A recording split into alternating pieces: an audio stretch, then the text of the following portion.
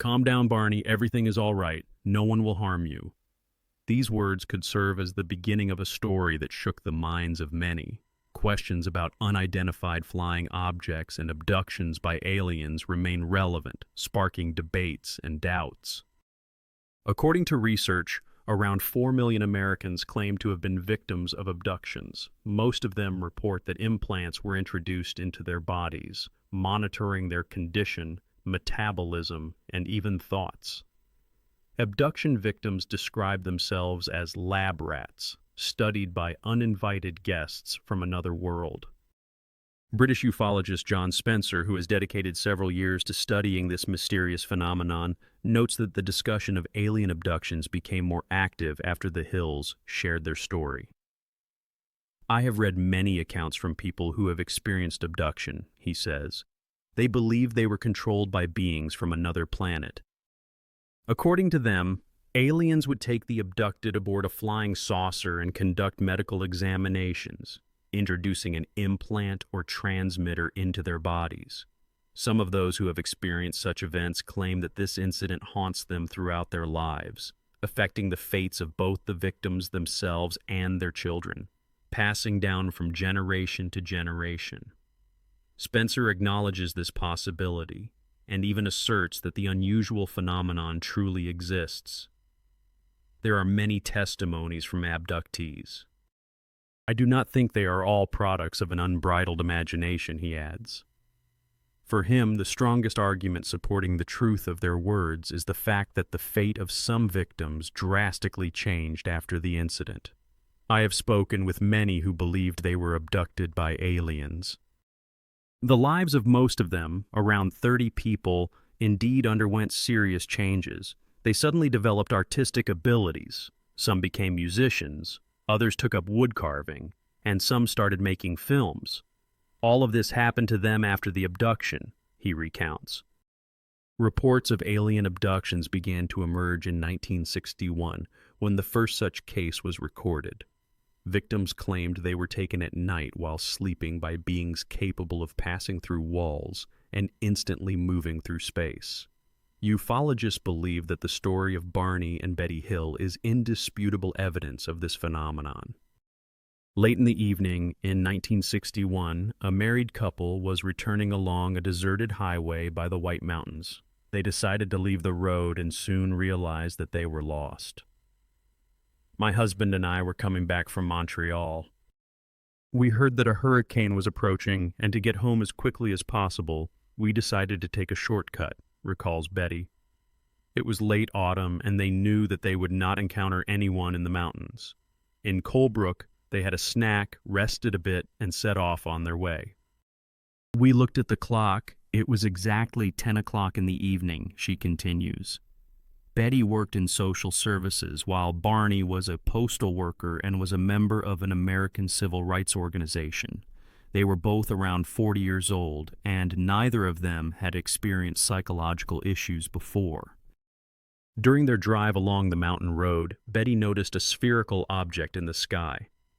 "We couldn't take our eyes off it. It was getting bigger and brighter. At first, I thought it was some kind of machine or airplane," she recounts. The couple decided to get out of the car to get a better look at the object. When Barney and Betty Hill stopped, the object changed its trajectory. Colorful lights flared around it, and it began to approach them. The couple continued driving, having traveled about 45 kilometers, still not understanding what it was. They had never encountered anything like it before. Betty rolled down the window and waved her hand, after which the object flew about a kilometer and hovered in the air. Stopping again, Barney got out of the car, taking binoculars with him to examine the glowing sphere. As he got closer, he noticed that there were people standing by the windows of this flying ship, watching him. At that moment, panels resembling fins rose on the sides of the ship, with red lights burning at their ends. The craft began to descend, but Barney felt a sense of alarming unease. He sensed that something was wrong, and suggested to Betty that they leave the area, fearing that they might be captured. The Hills despaired of finding the road, but soon saw a sign pointing to the city of Concord, which was 25 kilometers away. It turned out that they had been driving through the White Mountains for 2 hours longer than they had planned. The next day, they reported the incident to military representatives. The military listened to them with interest, as at the time of the encounter, radar had detected an unidentified object over the White Mountains. However, there were gaps in the Hills' account. They clearly remembered how they encountered a man on the road, and for about a month they returned, trying to find that place to recall the details of what had happened. Gradually, fragments began to surface in their memory. Although nothing terrible seemed to have occurred, Barney started having heart problems. The doctor prescribed him medication, but it did not help, and he advised him to see a psychiatrist. During one of the sessions, Barney mentioned that they were looking for a place on a mountain road where they thought they had seen a UFO. They met many people who had also observed UFOs, but they never found that place. They were referred to Boston to a psychiatrist named Benjamin Simon, where they began a course of hypnosis. After a week, Betty started having nightmares in which she was abducted by aliens. She recorded her dreams and told Barney about them. After the incident on the mountain road, the Hills began to experience health issues. Eventually, 2 years after the mysterious event, the couple agreed to undergo several hypnosis sessions with Dr. Simon. During the sessions, Barney would say, "I want to wake up," to which he was told, "No, you will not wake up. You are sound asleep and feel safe. Relax. No one will harm you." He continued, "This being. Their captain is telling me something." When asked how exactly, he replied, "I see it on his face." "You mean to say you are reading his lips?" they would clarify. "No, they are not moving. He is looking at me." Then he added, "He is commanding me to look at him. It is all right." "He is reading my thoughts." In a panic, he exclaimed, "I want to wake up! Let me out of here!" The testimonies of Barney and Betty Hill are of immense significance, as no one had encountered anything like this before. They could not read about it in the newspapers. The couple worked with one of the best psychiatrists in Boston, who conducted sessions with each of them separately for 6 months. Each of them told the same story, although Betty was more talkative, perhaps because her husband was in psychological shock after the incident. After a weekend spent in Canada, the Hills were returning home.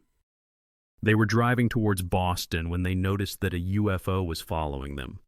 The couple pulled over to the side of the road, and the unidentified object hovered above the highway. What happened after that, the Hills could not remember. The couple was left with only a vague picture in their memory. 2 hours later, they found themselves on the highway, completely exhausted, and continued their journey home. Sometime later, Barney began to feel unwell. In search of an explanation, they turned to Dr. Benjamin Simon.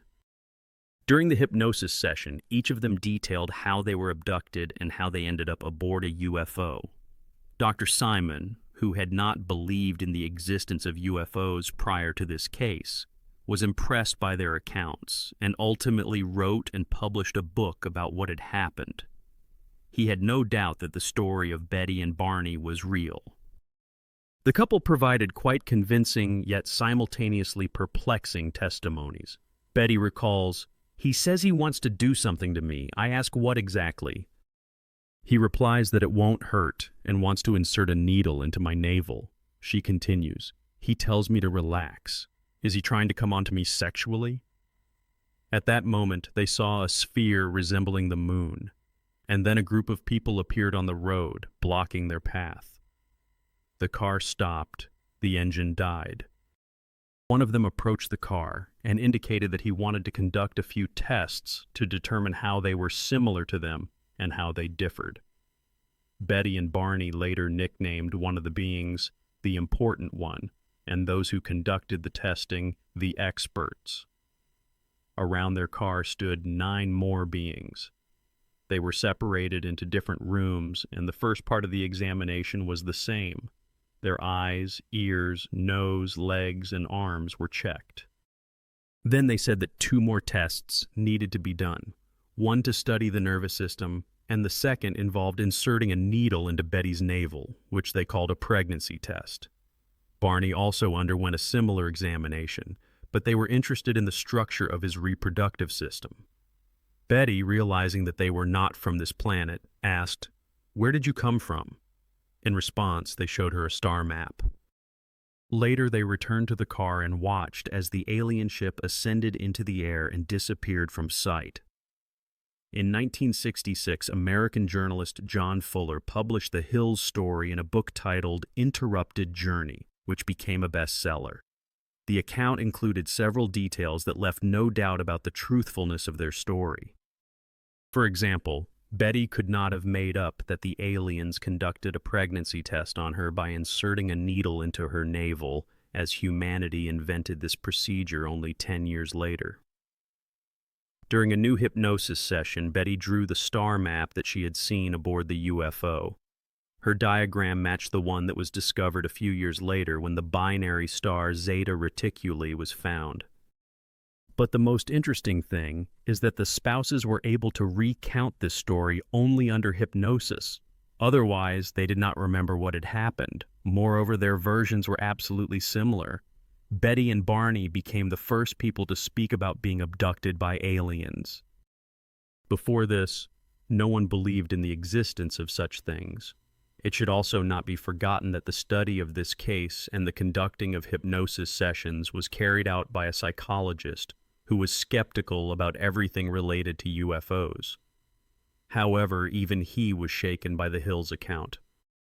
He understood that he was dealing with serious individuals who were unlikely to tell him tall tales. They had clearly experienced post-traumatic syndrome, and the doctor had no doubts that this case was quite real. It could not be a myth. In 1979, Professor Alvin Lawson from the Psychology Department of the University of California conducted an interesting experiment.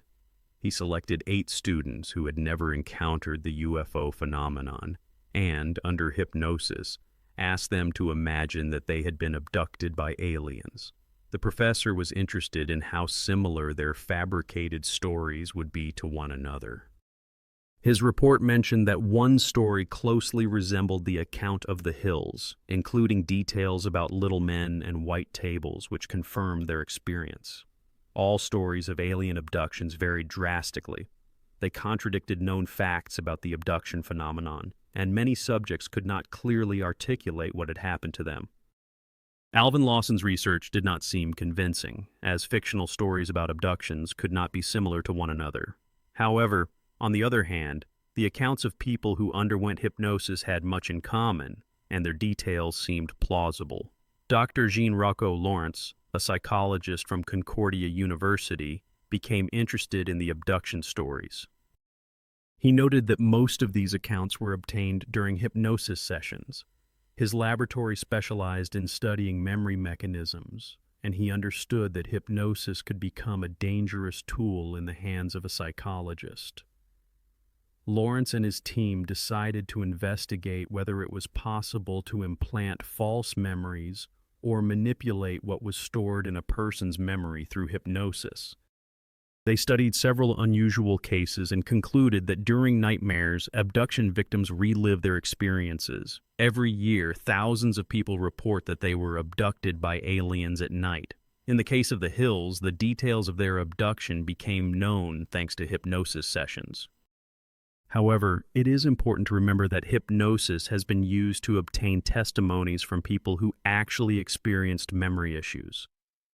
Some scientists have expressed doubts about the reliability of hypnosis as a method for gathering information, arguing that under hypnosis, people recount what they believe rather than what actually happened. Nevertheless, there were too many coincidences in the Hills' testimony. Interestingly, the couple did not notice that they returned home 2 hours later. This fact was discovered by the investigator who helped them realize the loss of time. The Hills sincerely reacted to his words, saying, "Oh my God, we just now realized that we really lost 2 hours." Thus, they learned about the fact of the time loss only 2 weeks after the abduction. There was a possibility that the testimony under hypnosis was influenced by information provided by the police. Investigators conducted an inquiry and compared the incident with other similar cases. The example of the Hill story made it clear that the investigator could subconsciously influence the testimonies of witnesses under hypnosis. This influence, although occurring at a subconscious level, should not be ignored. As a result, under hypnosis, we hear a story that already includes the investigator's opinion. Conducting an investigation properly is not as simple as it may seem. Several years ago, a journalist decided to dedicate herself to studying the phenomenon of abductions. She traveled extensively around the world, and wherever she went, she heard the same stories. She spent 6 months in Siberia and another 6 months in Tibet, where she was told about cases of abduction. Everywhere she went, she encountered people who had experienced something similar, and they were not even aware that there were many people in the world with similar stories. This troubled her. When she saw what was happening in the United States, she thought, these Americans are just crazy. Not many people share their abduction stories, and it takes courage to do so. Victims do not always talk about it even to their close ones, fearing that they will not be believed and not wanting to attract unnecessary attention to themselves. The testimonies of the victims are not always baseless. As a rule, their words can be confirmed by relatives or friends. When a person is abducted, they cannot physically be where they are expected to be seen. There are numerous examples of worried parents going in search of their children. When abduction victims return home, unusual marks are found on their bodies. Often their clothing is found torn or worn inside out. There are cases when it appears darkened or faded, and sometimes they return in someone else's clothes. This can indeed cause shock. Numerous pieces of evidence suggest that some kind of research was conducted on the victims. However, as one of the researchers believes, a person can only be trusted when their words are corroborated by an eyewitness to the abduction. Sometimes the witness themselves becomes a victim of abduction. If such a fact is proven, then there is no reason to doubt the words of the victim, and psychologists must acknowledge that their patients are telling the truth. Are there irrefutable proofs? How objective are the witnesses? Do the opinions of ufologists and the hype raised in the press regarding alien abductions influence their testimonies? In the book dedicated to this phenomenon, not all details of what happened to Betty and Barney aboard the alien ship were explained. Therefore, no one could recount their story word for word. In particular, this book does not mention that a sample of Barney's sperm was taken. This fact was omitted due to the moral standards and censorship that existed in 1966. Therefore, people telling the same story as Barney could not have read or heard about it anywhere. Aboard the alien ship, the victims are shown grotesque bodies of infants that resemble humans in some ways and aliens in others. The abductees claim that these infants are hybrids. Scientists studying this phenomenon feel perplexed by such testimonies.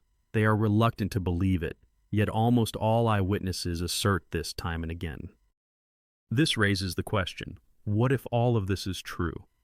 For many years, testimonies have been collected. Everyone speaks of how aliens are interested in human reproductive functions, as well as physical and psychological characteristics.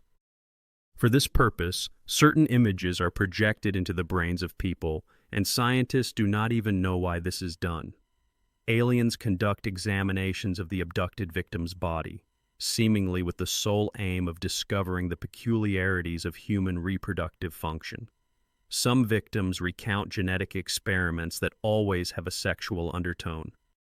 It is not worth describing the horrifying details of these experiments right now. Initially, it was only said that aliens study the human body. For this, they take samples of tissues, pieces of skin, nails, and hair. Now, however, they are interested in sperm samples from men and eggs from women. There are even talks about the facts of crossbreeding between aliens and humans. The more the researcher heard about this, the more she wanted to understand the issue. She conducted a series of studies but never encountered evidence of pregnancy termination. This is a real epidemic. Research shows that cases of abductions by aliens are reaching terrifying proportions.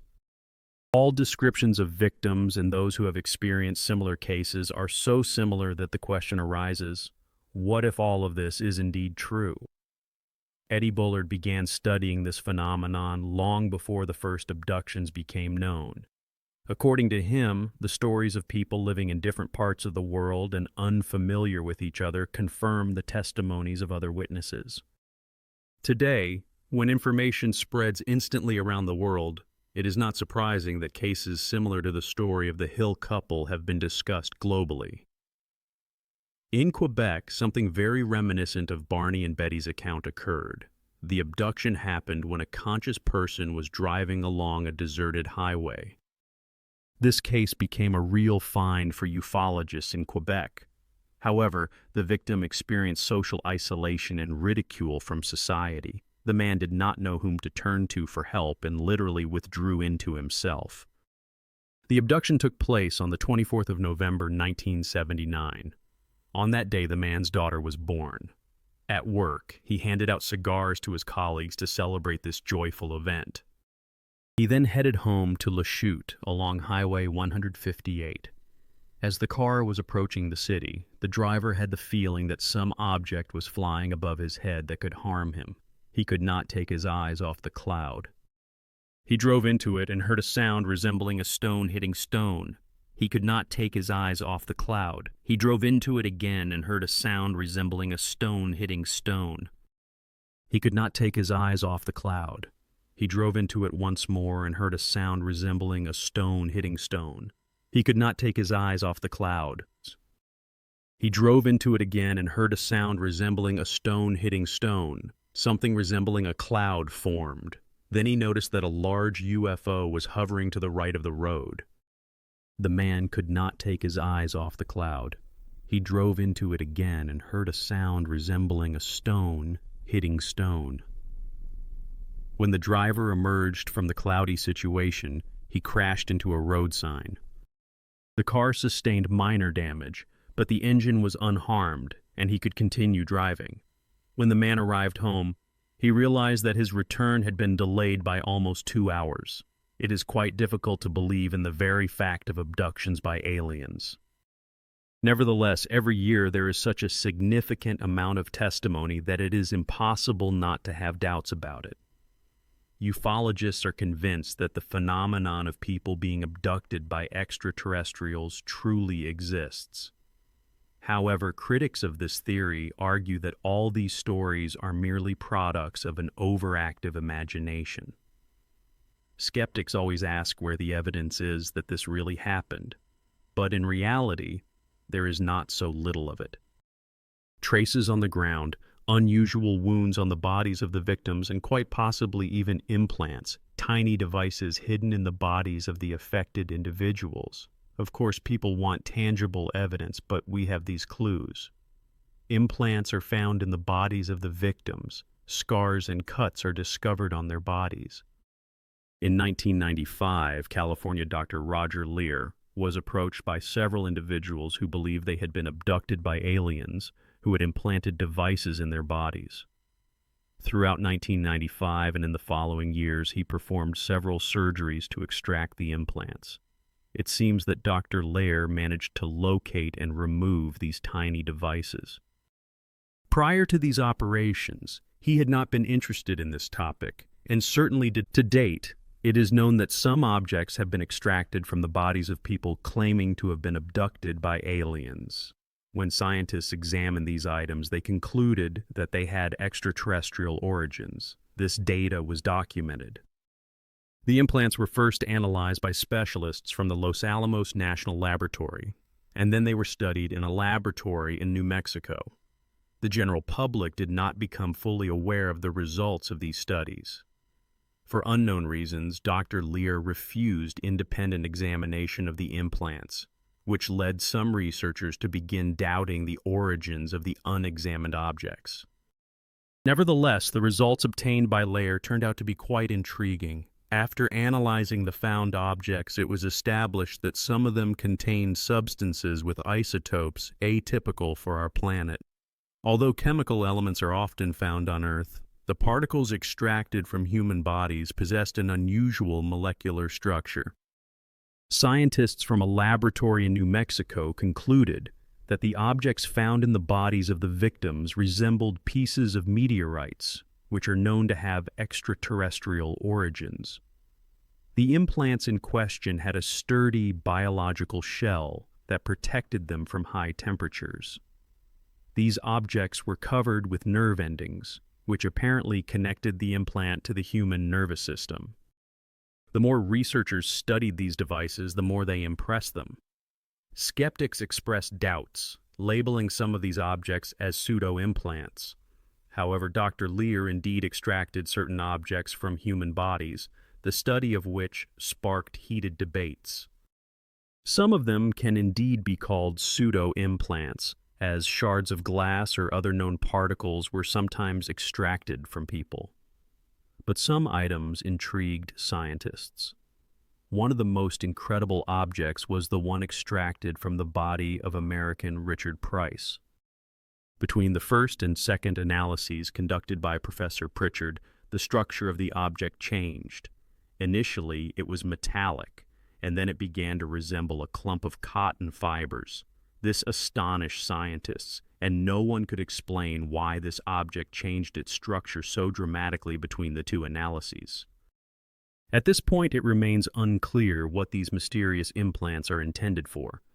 Researchers cannot prove their functionality or principle of operation. When implants can be discovered in a human body, it may become clear why they were implanted there, and then the entire theory will make sense. However, no extraterrestrial transmitters have been found, as some ufologists claim. Researchers studying alien abductions must learn to distinguish true accounts from those created by impressionable individuals under the influence of hysteria fueled by the media. They should select cases for analysis in which external factors could not have influenced the abduction victim. Ufologists believe that the Hills could not have fabricated their abduction story, as their case became the first documented testimony in the world. However, in the 2 years that passed between the incident in the mountains and their consultation with Dr. Simon, the Hills could very well have constructed this story to justify their temporary amnesia. Barney admitted that he had read all the books written about the UFO phenomenon. Betty said that she often discussed her SMERM dreams, which began to haunt her just a few days after the incident in the White Mountains. She was convinced that her dreams recreated the events that had happened to them. Over these 2 years, the couple had watched all the films about aliens. The story of people being abducted by extraterrestrials indicates that our society is trying to find the key to unraveling a phenomenon as old as time.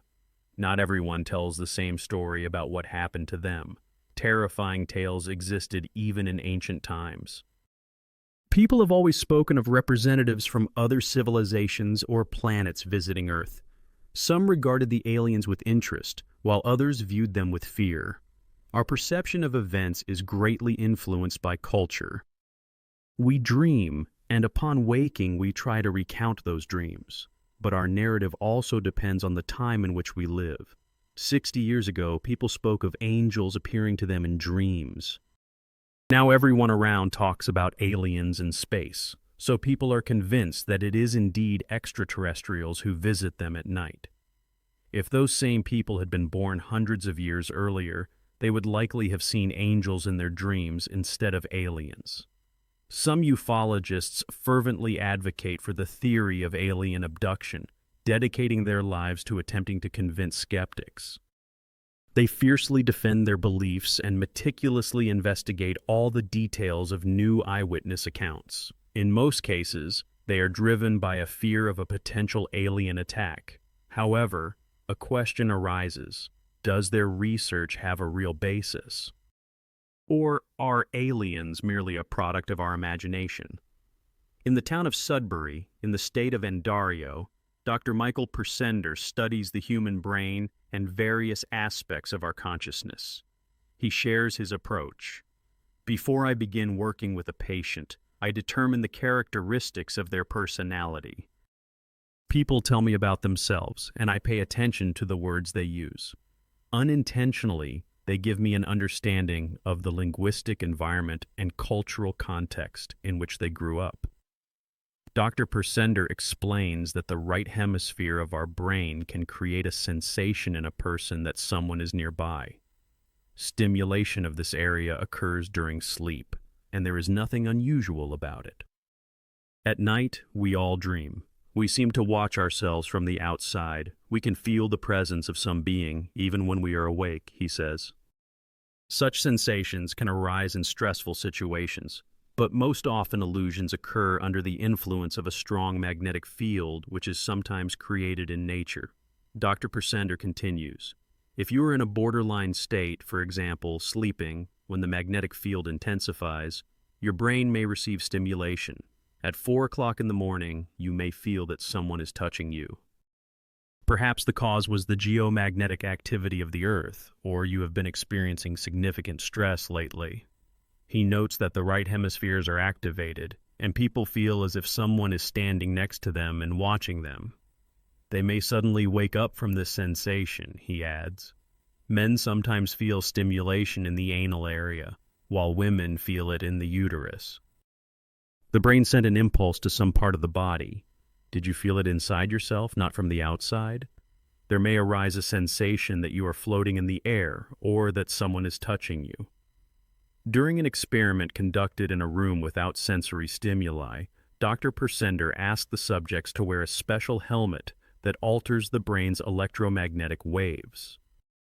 During the experiment, some participants felt the presence of strangers, and several even saw strange beings. It is possible to artificially create a sensation in a person that someone is nearby, he asserts.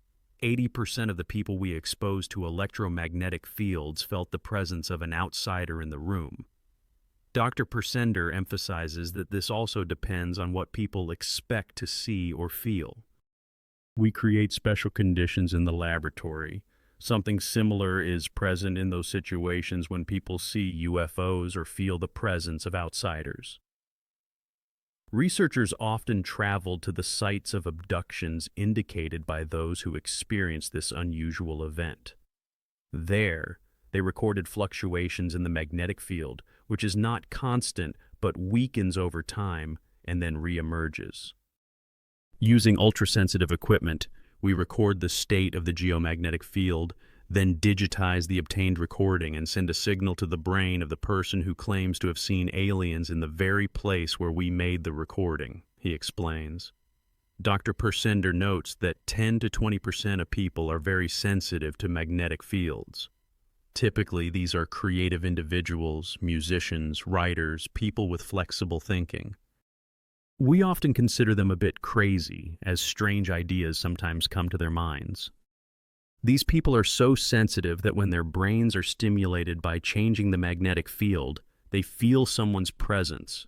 He adds, 50 years ago, they would have said that an angel appeared to them 100 years ago, that a demon was troubling them. Now demons have given way to aliens because people's perceptions have changed. The history of the UFO phenomenon began in 1947, but 20 years prior to that, the first books about this phenomenon had already appeared.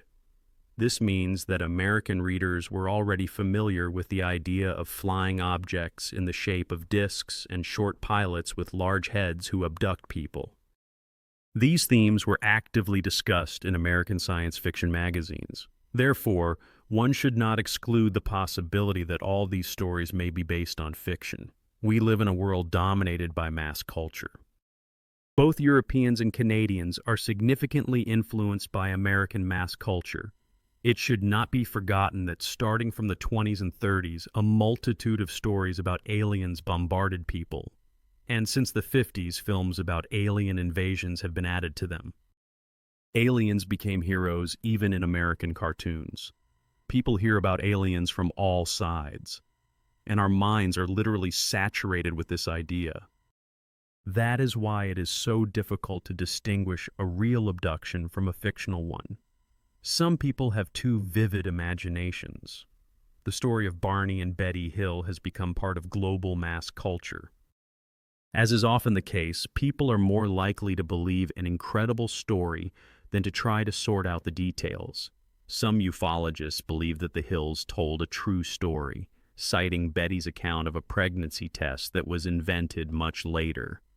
For others, the undeniable fact is the star map drawn by Mrs. Hill under hypnosis.